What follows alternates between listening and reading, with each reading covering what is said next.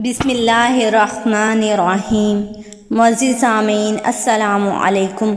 رسول اللہ صلی اللہ علیہ وسلم نے فرمایا، اللہ کے ذکر کے علاوہ زیادہ بات مت کرو، کیونکہ اس سے دل میں سختی پیدا ہوگی، اور جس کے دل میں سختی ہوتی ہے وہ اللہ کی رحمت سے بہت زیادہ دور رہتا ہے۔ رسول اللہ صلی اللہ علیہ وسلم نے فرمایا، اللہ تعالیٰ فرماتے ہیں کہ میرے ذکر کے لیے وقت نکالو، میں تمہارے کاموں میں برکت عطا کروں گا، ورنہ دنیاوی کاموں کی کثرت تم پر اس قدر مسلط کر دوں گا کہ تمہیں فرصت ہی نہ ہوگی اور سکون سے محروم ہوگے۔ رسول اللہ صلی اللہ علیہ وسلم نے فرمایا، میں ایک ایسا کلمہ جانتا ہوں کہ اگر موت کے وقت کوئی شخص اسے پڑھ لے تو اس کی روح راحت اور اطمینان کے ساتھ اس کے جسم سے نکل جائے گی، نیز وہ کلمہ قیامت کے دن اس شخص کے لیے نور ہوگا۔